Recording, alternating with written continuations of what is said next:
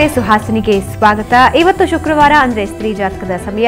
ಜೊತೆಗೆ ವಿವಾಹ ಸಂಬಂಧಿ ಸಮಸ್ಯೆಗಳಿಗೆ ಜಾತಕದಲ್ಲಿ ಏನು ಪರಿಹಾರ ಇದೆ ಅನ್ನೋದ್ರ ಬಗ್ಗೆ ಇವತ್ತು ಗಮನ ಹರಿಸೋಣ. ಮತ್ತೊಮ್ಮೆ ಕಾರ್ಯಕ್ರಮಕ್ಕೆ ಸ್ವಾಗತ. ನಾನು ಭಾವನಾ.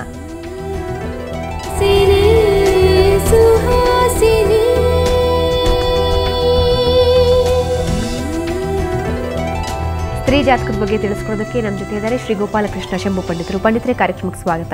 ನಮಸ್ಕಾರ ಪಂಡಿತರೇ, ಇವಾಗ ನಾವು ಒಂದು ಮದುವೆ ಸಮಾರಂಭಕ್ಕೆ ಹೋದರೆ ಹಲವಾರು ರೀತಿಯಾದಂತಹ ಪದ್ಧತಿಗಳಿವೆ. ಪಾಣಿಗ್ರಹಣ ಇರುತ್ತೆ, ಆಮೇಲೆ ಸಪ್ತಪದಿ ತುಳಿಯೋದಿರುತ್ತೆ, ಮಾಂಗಲ್ಯ ಧಾರಣೆ ಇರುತ್ತೆ, ಹಾಲೆರಿಯೋದಿರುತ್ತೆ. ಈ ಎಲ್ಲ ಪದ್ಧತಿಗಳನ್ನು ನಾವು ನೋಡ್ತೀವಿ.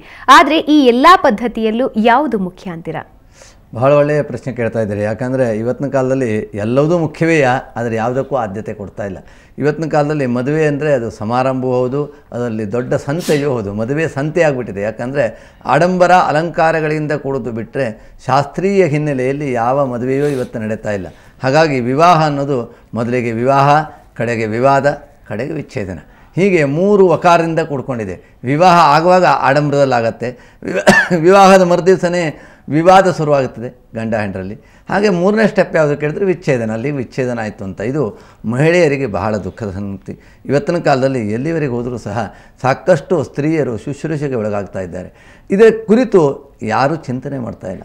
ಆಗಬಾರ್ದು, ವಿಚ್ಛೇದನ ಆಗಬಾರ್ದು. ವಿವಾಹದಂಥ ದಂಪತಿಗಳು ಅತ್ಯಂತ ವಿರಸ ಆಗದೇ ಇದ್ದಂತೆ ಅದು ಸಂತೋಷವಾಗಿರಬೇಕು. ಅದಕ್ಕೆ ಕಾರಣ ಏನು, ನಾವು ಎಲ್ಲಿ ತಪ್ತಾ ಇದ್ದೇವೆ, ನಾವು ಯಾವ ರೀತಿಯಲ್ಲಿ ಸುಧಾರಣೆ ಮಾಡ್ಕೊಂಡು ಮಾಡಬೇಕು, ಇದೆಲ್ಲ ಬರಬೇಕು. ಯಾಕಂದರೆ ವಿವಾಹದಲ್ಲಿ ವಿವಾದ ಆಗೋದಕ್ಕೆ ಕಾರಣ ವಿವಾಹ ಪ್ರಾರಂಭ ಮೊದಲನೇ ದಿವಸನೇ ಶುರುವಾಗುತ್ತದೆ ಆಡಂಬರ. ಹಾಗಾಗಿ ಮೊದಲಿಗೆ ಹೆಣ್ಣು ಗಂಡು ಮುಖನೂ ನೋಡ್ಕೊಳ್ಬಾರ್ದು, ಕೈಯೂ ಹಿಡ್ಕೊಳ್ಬಾರ್ದು, ಮೈಯೂ ಮುಟ್ಕೊಳ್ಬಾರ್ದು. ಆದರೆ ಇವತ್ತೇನಾಗಿದೆ ಅಂದರೆ ಮೊದಲಿಗೆ ಎಷ್ಟೋ ಮೊದಲೇ ಆ ಒಂದು ಸಂಬಂಧಗಳು ಪ್ರಾರಂಭ ಆಗಿರ್ತದೆ.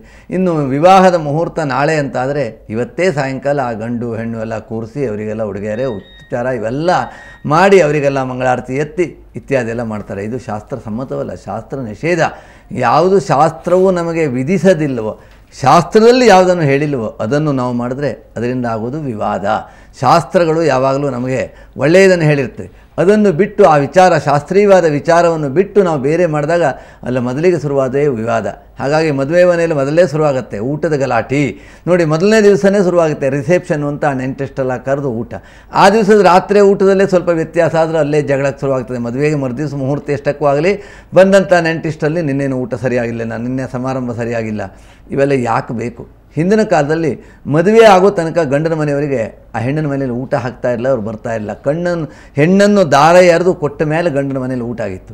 ಇವತ್ತಿನ ಕಾಲದಲ್ಲಿ ಹಾಗಲ್ಲ. ಮೊದಲನೇ ದಿವಸನೇ ಬಂದ್ಕೊಂಡು ಸರಿಯಾಗಿ ಭಕ್ಷ್ಯ ಭೋಜ್ಯಗಳನ್ನೆಲ್ಲ ತಿಂದುಕೊಂಡು ವರೋಪಚಾರ ಮಾಡಿಕೊಂಡು ರಾತ್ರೆಲ್ಲ ಗಲಾಟೆ ಮಾಡಿಕೊಂಡು ಬೆಳಗ್ಗೆ ಅರ್ಧ ಜನ ಊರಿಗೆ ಹೊರಟೋಗಿರ್ತಾರೆ, ಇನ್ನು ಅರ್ಧ ಜನ ಯಾವುದೋ ಮತ್ತು ಜಗಳಕ್ಕೆ ರಿದ್ವಾಗಿರ್ತಾರೆ. ಇದು ಬಹಳ ಮದುವೆಯಲ್ಲಿ ನಡೀತಾ ಇರುವಂಥ ದುರಂತ. ಯಾಕೆಂದರೆ ನಾವೊಬ್ಬರು ವೈದಿಕನಾಗಿ ನಾನು ಎಷ್ಟೋ ಕಲ್ಯಾಣ ಮಂಟಪದಲ್ಲೇ ನೋಡ್ತಾ ಇದ್ದೇನೆ ಈ ಕಥೆಗಳು. ಹಾಗಾಗಿ ವಿವಾಹದ ಮೊದಲನೇ ದಿವಸದ ಸಮಾರಂಭ ಅನ್ನೋದೇ ಮೊದಲನೇ ತಪ್ಪು. ಎರಡನೇ ಮದುವೆ ಆದಮೇಲೆ ಬೇಕಾದ್ರೆ ಮದುವೆ ದಿವಸ ಸಾಯಂಕಾಲ ಅವ್ರು ದೊಡ್ಡ ಸಮಾರಂಭ ಮಾಡಿ ಬಂಧುಗಳನ್ನು ಕರೆದು ಊಟ ಹಾಕಲಿ. ಮೊದಲನೇ ದಿನ ಈ ವರೋಪಚಾರ ಅನ್ನೋದು ಬಹಳ ತಪ್ಪು. ವರೋಪಚಾರ ಯಾವಾಗಲೂ ವಧುವಿನನ್ನು ಮುಖ ತೋರಿಸ್ಕೊಂಡು ವರೋಪಚಾರ ಮಾಡೋದಿಲ್ಲ. ವಧು ಮುಖವನ್ನು ನೋಡಬಾರ್ದು. ವರೋಪಚಾರ ಮಾಡುವಾಗ ವಧು ಮನೆಯಲ್ಲಿ ಒಳಗಡೆ ಇರಬೇಕು. ವರೋಪಚಾರ ಮಾಡುವವರು ಯಾರು ಅಂತ ಹೇಳಿದ್ದಾರೆ ಅಂತಂದರೆ ಕನ್ಯಾ ಭ್ರಾತ್ರ ದ್ವಿಜೇನವ ಅಂತ ಹೇಳ್ತಾನೆ. ಮಧುಪರ್ಕೋ ನಿರೀಕ್ಷಾ ಚ ಕನ್ಯಾದಾನಂ ತಥೈವ ಚ. ಮಧುಪರ್ಕವನ್ನು ಮಾಡುವಾಗ ಆ ಮಧುಪರ್ಕದಲ್ಲಿ ವರನಿಗೆ ಉಪಚಾರ ಮಾಡುವಂಥವ್ರು ಯಾರು? ಆ ಹುಡುಗಿಯ ತಮ್ಮ ಅಥವಾ ತಂದೆ ತಾಯಿ. ಇವರು ಯಾರೂ ಇಲ್ಲ ಅಂತಂದರೆ ಪುರೋಹಿತರು. ಉಪವೀತಂ ಫಲಂ ಪುಷ್ಪಂ ವಾಸಾಂಶ್ಚ ವಿವಿಧಾನಿ ಚ ಧ್ಯೇಯಂ ವರಾಯ ವರಣೆ ಕನ್ಯಾ ಭ್ರಾತ್ರ ದ್ವಿಜೇನವ ಅಂತ ಹೇಳಿದ್ದಾನೆ. ಇವತ್ತಂಗಲ್ಲ, ಆ ಹುಡುಗಿನೇ ತಂದ್ಕೊಂಡು ಕೂರಿಸ್ಕೊಂಡು ಅವರಿಬ್ಬರಿಗೂ ಅಲ್ಲೆಲ್ಲ ಪೂಜೆ ಅಲಂಕಾರ. ಇದು ಯಾವ ಸೀಮೆ ಸಂಪ್ರದಾಯ ಬಂತೇನೋ, ಇದರಂಥ ಕೆಟ್ಟ ಸಂಪ್ರದಾಯ ಬೇರೆ ಇಲ್ಲ. ಹುಡುಗಿಯನ್ನು ಯಾವಾಗಲೂ ಮಂಟಪದಲ್ಲಿ ಹಿಡಿದು ತೆರೆಮರೆಯಲ್ಲಿ ಹೆಣ್ಣು ನೋಡುವುದು ಅಂತ ಹೇಳಿದ್ದೇವೆ ವಿನಃ ನೇರವಾಗಿ ಹುಡುಗ ಹುಡುಗಿ ಮುಖ ನೋಡುವಂಥ ಪದ್ಧತಿ ಹೇಳಿಲ್ಲ.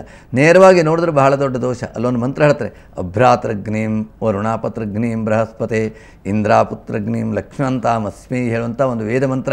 ಆ ಮಂತ್ರವನ್ನು ಹೇಳಿ ಅಘೋರ ಚಕ್ಷುರಪತಿ ಜ್ಞೇಧಿ, ಆ ಹೆಣ್ಣು ಹೇಳ್ತಾಳೆ, ನಿನ್ನ ಕಣ್ಣು ಬಹಳ ದೊಡ್ಡದು, ಸಿಟ್ಟಿನಂತೆ ಕಣ್ಣು ಉದ್ದಂಥವನು, ನಿನ್ನ ಮುಖವನ್ನು ನೋಡಿದಾಗ ನನಗೆ ಭಯ ಆಗುತ್ತೆ. ಇವತ್ತು ಯಾವ ಭಯವೂ ಇರೋದಿಲ್ಲ. ಯಾಕೆಂದರೆ ಅವರಿಬ್ಬರು ಮೊದಲಿಗೆ ಆ ಭಯ ಕೊಟ್ಕೊಂಡ್ಬರ್ತಾರೆ. ಹಾಗಾಗಿ ಆ ಭಯವು ಹುಟ್ಟದೇ ಮದುವೆ ಆಗೋಗುತ್ತೆ, ಕಡೆಗೆ ಭಯ ಬರ್ತದೆ. ಹಾಗಾಗಿ ಕಡೆಗೆ ವಿವಾದಗಳು. ಇವತ್ತು ಈ ವೈವಾಹಿಕ ಜೀವನ ಪದ್ಧತಿ ಏನುವುದಿಲ್ಲ, ಇದಿಷ್ಟು ಸಿನಿಮಾದ ಪದ್ಧತಿಗಳು ಬಂದಿದೆ. ಇದು ಮುಂದಿನ ದಿನದಲ್ಲಿ ಇದನ್ನು ಕಡಿಮೆ ಮಾಡಬೇಕು. ನಿಮ್ಮ ಹೆಣ್ಣುಮಕ್ಕಳು ಮದುವೆ ಮಾಡಿಕೊಟ್ಟವರು ಗಂಡನ ಮೇಲೆ ಸರಿಯಾಗಿರಬೇಕು ಅಂತಾದರೆ ಶಾಸ್ತ್ರೀಯ ಪದ್ಧತಿಯಲ್ಲಿ ನೀವು ಮೊದಲಿಗೆ ವಿವಾಹವನ್ನು ಮಾಡಿಕೊಳ್ಬೇಕು. ಮರುದಿವಸ ಅಥವಾ ಸಾಯಂಕಾಲ ಬೇಕಾದಷ್ಟು ಆಡಂಬರ, ಅಲಂಕಾರ, ಡಂಬಾಚಾರ, ಊಟ, ಉಪಚಾರ, ನೋಟ, ಕೋಟ್ ಏನೇನು ನಿಮ್ಮದು ಬೇರೆ ಎಲ್ಲ ಇದೆಯೋ ಪೋಠ, ಈ ಪೋಠ ಪ್ರಕರಣಗಳು ಬಂದದ್ದೇ ಇವತ್ತು ಈ ವಿವಾಹದಲ್ಲಿ ಹಾನಿ. ಯಾಕಂದರೆ ಯಾವ ಪುರೋಹಿತರಿಗೂ ಸರಿಯಾಗಿ ಮದುವೆ ಸಾಕ್ಲಿಕ್ಕೆ ಕೊಡೋದೇ ಇಲ್ಲ. ಆ ಪೋಠದವನಿಗೆ ಹೇಗೆ ಬೇಕೋ ಹಾಕಿ ಕೂತ್ಕೊಳ್ಬೇಕು ವಿನಃ ಅಲ್ಲಿ ಪುರೋಹಿತರು ಅಡ್ಡಿ ಆಗುತ್ತೆ, ಅವ್ರಿಗೆ ಎದ್ದೋಗಿ ಅಂತ ಕಳಿಸ್ತಾರೆ. ಇವೆಲ್ಲ ವಿವಾಹದ ಆಡಂಬರ, ಈ ಡಂಬಾಚಾರಗಳೇ ಇವತ್ತು ವೈವಾಹಿಕ ಜೀವನಕ್ಕೆ ವಾದ ವಿವಾದಕ್ಕೆ ತೆರೆ ಎಳ್ತಾ ಇದೆ. ಹಾಗಾಗಿ ಮೊಟ್ಟ ಮೊದಲನೇದಾಗಿ ವಿವಾಹ ಅನ್ನೋದು ಶಾಸ್ತ್ರ ಸಂಪ್ರದಾಯಬದ್ಧವಾಗಿದ್ದು, ಅಲ್ಲಿ ನಾವು ಇವತ್ತು ತಿಳಿಸ್ತಾ ಇದ್ದೇವೆ ಸೌಭಾಗ್ಯ ವೃದ್ಧಿ ಅಂತ. ಸೌಭಾಗ್ಯ ಅಂದರೆ ಹೆಣ್ಣಿಗೆ ವೈವಾಹಿಕ ಜೀವನವೇ ಒಂದು ಭಾಗ್ಯ. ಗಂಡನ ಕೈಯಲ್ಲಿ ಕುತ್ತಿಗೆ ಕರಿಮಣಿ ಕಟ್ಟಿಕೊಳ್ಳುವುದೇ ಸೌಭಾಗ್ಯ. ಸೌಭಾಗ್ಯ ವೃದ್ಧಿ ಆಗಬೇಕು ಅಂದರೆ ಅದಕ್ಕೆ ಬಹಳ ಕಾಲ ಬೇಕು, ಅದಕ್ಕೆ ಸರಿಯಾದ ಮುಹೂರ್ತ ಬೇಕು. ಮದುವೆಯಲ್ಲಿ ಒಳ್ಳೆಯ ಪ್ರಶ್ನೆಯನ್ನು ಕೇಳಿದಿರಿ, ಯಾವುದು ಪ್ರಾಮುಖ್ಯ ಅಂತ. ಸಾಮಾನ್ಯವಾಗಿ ಪತ್ರಿಕೆಯಲ್ಲಿ ಬರುವಂಥದ್ದು ಪಾಣಿಗ್ರಹಣ ಮುಹೂರ್ತ ಅಂತ ಬರೀತೀವಿ. ಅದಕ್ಕಿಂತ ಹಿಂದೆ 6 ಮೆಟ್ಲುಗಳಿರುತ್ತೆ. 6 ಮೆಟ್ಲುಗಳು ಮುಖ್ಯ ಅಲ್ಲ, 7ನೇ ಮೆಟ್ಲಿಗೆ ಹೋದ ಮೇಲೆ ಆ ಮಾಳಿಗೆ ತಲೆಯನ್ನು ಏರ್ತಾನೆ. ಹಾಗೆ ಹೆಣ್ಣು 7 ಹೆಜ್ಜೆಯನ್ನು ಕೈ ಹಿಡಿದ ನಂತರ ಆ ಗಂಡನ ಸರಿಸಮಾನಲಾಗ್ತಾಳೆ. ಅದಕ್ಕೆ ಸಪ್ತಪದಿ ಹೇಳ್ತೇವೆ. ಸಪ್ತಪದಿಯನ್ನು ಮಾಡುವಂಥ ವಿಧಾನದಲ್ಲಿ ಸಪ್ತಪದಿಗಿಂತ ಮೊದಲಿನ ಸ್ಟೆಪ್ ಯಾವುದು ಅಂತಂದರೆ ಪಾಣಿಗ್ರಹಣ ಅಂತ ಹೇಳ್ತೇವೆ. ಪಾಣಿಗ್ರಹಣ ಅಂದರೆ ಹೆಣ್ಣಿನ ಕೈಯನ್ನು ತೆಗೆದು ಹುಡುಗಿಯ ಕೈಯನ್ನು ಹುಡುಗನ ಕೈಯಲ್ಲಿ ಕೊಟ್ಟು ತಂದೆ ತಾಯಿಗಳು ಕೆಲವೊಂದು ಮಾತುಗಳನ್ನು, ಕೆಲವೊಂದು ಮಂತ್ರಗಳನ್ನು ಹೇಳ್ತೇವೆ. ಬರೀ ಕೈ ಕೊಡುವುದಲ್ಲ, ಹಾಗಾಗಿ ಅದನ್ನು ಹೇಳಿಕೊಡುವುದು. ಅದು ಇವತ್ತಿನ ಕಾಲದಲ್ಲಿ ಹೆಣ್ಣುಮಕ್ಕಳು ಗಂಡುಮಕ್ಕಳು ಇಬ್ಬರು ಮೊದಲಿಗೆ ತಂದೆ ತಾಯಿಗೆ ಕೈ ಕೊಟ್ಟಿಟ್ಬಿಡ್ತಾರೆ. ತಂದೆ ತಾಯಿ ಎತ್ತು ಕೈ ಕೊಡೋದು ಕೊನೆಗೆ. ಅದಕ್ಕಿಂತ ಮೊದಲಿಗೆ ಅವರೇ ಕೈ ಹಿಡ್ಕೊಂಡು ತಂದೆ ತಾಯಿಗಳಿಗೆ ಕೈ ಎತ್ತು ಕೊಡುವ ಕೆಲಸವನ್ನೇ ಇಟ್ಟಿರೋದಿಲ್ಲ. ಇದು ಪಾಣಿಗ್ರಹಣ ಮುಹೂರ್ತ. ಹಾಗಾಗಿ ಆ ಪಾಣಿಗ್ರಹಣ ಮೊದಲೇ ಯಾವ ಒಂದು ಅವೇಳೆಯಲ್ಲಾಗತ್ತೋ ಅದೇ ದುಃಖಕ್ಕೆ, ದುರಂತಕ್ಕೆ ಕಾರಣ. ಹಾಗಾಗಿ ಆದರೂ ಪರವಾಗಿಲ್ಲ, ಸುಮುಹೂರ್ತದಲ್ಲಿ ಇನ್ನೊಂದು ಸಲ ಪಾಣಿಗ್ರಹಣ ಮಾಡಿಸ್ಬೇಕು. ಆ ಮದುವೆ ಕಾಲದಲ್ಲಿ ಪಾಣಿಗ್ರಹಣ ಮುಹೂರ್ತ ಅಂತ ವೇದಘೋಷ ಪುರಸ್ಸರ ಮಂಗಲವಾದ್ಯ, ವಿವಿಧ ಹಾಡು, ನುಡಿ ಇತ್ಯಾದಿಗಳನ್ನೆಲ್ಲ ಹೇಳಿ ಆ ಒಂದು ಕೈ ಎತ್ತುಕೊಡುವಂತಹ ಪದ್ಧತಿ ಇದೆ. ಹೆಣ್ಣನ್ನು ಗಂಡನ ಕೈಯಲ್ಲಿ ಕೊಡ್ತೇವೆ, ಅದಕ್ಕೆ ಪಾಣಿಗ್ರಹಣ ಅಂತೇವೆ. ಪಾಣಿಗ್ರಹಣ ಮುಹೂರ್ತ ಸುಮುಹೂರ್ತದಲ್ಲಿ ಆದರೆ ಹಿಡ್ಕೊಂಡಂಥ ಕೈ ಗಟ್ಟಿಯಾಗಿರುತ್ತೆ. ಪಾಣಿಗ್ರಹಣ ಮುಹೂರ್ತವು ಸುಮುಹೂರ್ತ ಅಲ್ಲದೆ ಕೆಟ್ಟ ಮುಹೂರ್ತದಲ್ಲಾದರೆ ಬೇಗ ಬಿಟ್ಟು ಹೋಗುತ್ತೆ. ಇಟ್ಕೊಂಡಂಥ ಕೈ ಗಟ್ಟಿ ಹಿಡ್ಕೊಳ್ಳೋದು ಬಿಟ್ಟು ಹಾಕೋದು ಅವ್ರ ಕೈಲೇ ಇರ್ತದೆ. ಅದಕ್ಕೆ ಒಳ್ಳೆಯ ಕಾಲ ಬೇಕು ಅಂತ ಹೇಳ್ಕೊ. ಮನುಷ್ಯನಿಗೆ ಪ್ರತಿಯೊಂದನ್ನು ನಾವು ಒಳ್ಳೆಯ ಕಾಲದಲ್ಲಿ ಮಾಡಿದ್ರೆ ಅದಕ್ಕೆ ಸುಮುಹೂರ್ತ ಅಂತ ಹೇಳಿ ಕರಿತೇವೆ. ಒಳ್ಳೆಯ ಮುಹೂರ್ತದಲ್ಲಿ ಮಾಡಿದ್ರೆ ಅದು ಸುಂದರವಾಗಿಯೂ ಇರ್ತದೆ, ಸರಳವಾಗಿಯೂ ಇರ್ತದೆ. ಸಾಮಾನ್ಯರು ಸಹ ಅದರ ಬಗ್ಗೆ ಕಲ್ಪನೆಯನ್ನು ಮಾಡ್ಕೊಳ್ವಂಗಿರುತ್ತೆ. ಮದುವೆಯಲ್ಲಿ ಯಾಕೆ ಈ ವಿಶಿಷ್ಟತೆಯನ್ನು ಮಾಡ್ತೇವೆ ಅಂದರೆ ಜನಸಾಮಾನ್ಯರಿಗೂ ಮದುವೆ ಅನ್ನೋದು ಆಡಂಬರಕ್ಕೆ ಮಾಡುವುದಲ್ಲ. ಒಂದು ಗಂಡು ಹೆಣ್ಣಿನ ಜೀವನದಲ್ಲಿ ನಿರಂತರ ಅವರು ಸುಖವಾಗಿ, ಸಂತೋಷವಾಗಿ, ಸೌಭಾಗ್ಯ ವೃದ್ಧಿಯಾಗಬೇಕು, ವಿರಸಗಳಾಗಬಾರ್ದು, ವಿಚ್ಛೇದನಗಳಾಗಬಾರ್ದು. ಈ ಎಲ್ಲ ಉದ್ದೇಶದಿಂದ ಆ ಮದುವೆಗೆ ಶಾಸ್ತ್ರೀಯವಾದಂಥ ಹಿನ್ನೆಲೆ ಇದೆ. ಮದುವೆ ಅನ್ನುವಂಥ ಪದ್ಧತಿ ಉಂಟಲ್ಲ, ನಾವೇನು ಮಾಡ್ತಾ ಇದ್ದೇವೆ, ಆ ಮದುವೆ ಅನ್ನೋದಕ್ಕೆ ಸಂಕಲ್ಪದಲ್ಲಿ ನಾವು ಹೇಳ್ತೇವೆ, ಆ ಕೈಯನ್ನು ಹಿಡಿಯುವುದು ಪ್ರಜಾಸಹತ್ವ ಕರ್ಮಭ್ಯ ಪ್ರಜೋತ್ಪಾದನಾರ್ಥಂ, ಒಳ್ಳೆಯ ಮಕ್ಕಳು ಹುಟ್ಟುವುದಕ್ಕಾಗಿ, ಪ್ರಜಾಸಹತ್ವ ಕರ್ಮಕ್ಕಾಗಿ ಆ ಒಂದು ಹೆಣ್ಣಿನ ಕೈಯನ್ನು ಧರ್ಮ ಪ್ರಜಾ ಸಂಪತ್ತ್ಯರ್ಥಂ ಕನ್ಯಾಂ ಪ್ರತಿಗೃಹ್ಣಾಮಿ. ಇದಿಷ್ಟು ಶಬ್ದದ ಸರಿಯಾದ ಸುಂದರವಾದ ಅರ್ಥವನ್ನು ಮದುವೆ ಮನೆಯಲ್ಲಿ ಎಲ್ಲೋ ತಿಳ್ಕೊಳ್ಬೇಕು. ಮಾಧ್ಯಮದಲ್ಲಿ ಇದರ ಸರಿಯಾದ ಸರಳತೆಯನ್ನು, ಇದರ ಸೂಕ್ಷ್ಮತೆಯನ್ನು ತಿಳಿಸಿದ್ರೆ ಮುಂದಿನ ದಿನ ಆ ರೀತಿಯಲ್ಲಿ ಮದುವೆ ಮಾಡಿಕೊಂಡ್ರೆ ಈ ವಿವಾಹ ವಿಚ್ಛೇದನ ಆಗುವಂಥ ಮತ್ತು ವಿವಾಹದಲ್ಲಿ ವಿವಾದವಾಗುವಂಥ 50% ಆ ಒಂದು ಕೆಲಸ ಮಾಧ್ಯಮವೇ ಮಾಡಲಿಕ್ಕೆ ಸಾಧ್ಯ ಇದೆ. ಖಂಡಿತವಾಗಿ ಒಳ್ಳೆಯ ಪ್ರಶ್ನೆ. ಸುವಾಸಿನಿಯರು ಎಲ್ಲರೂ ಇದನ್ನು ತಿಳ್ಕೊಂಡು ಮುಂದಿನ ದಿನ ನಿಮ್ಮ ಮಕ್ಕಳ ಕಾರ್ಯದಲ್ಲಿ ಇದೇ ರೀತಿ ನೀವು ಅಡಿಗಡಿಸ್ಕೊಂಡ್ರೆ ಆ ಚಿಂತೆ ನಿಮಗೂ ಇಲ್ಲ, ನಿಮ್ಮ ಹೆಣ್ಣುಮಕ್ಕಳಿಗೂ ಇಲ್ಲ.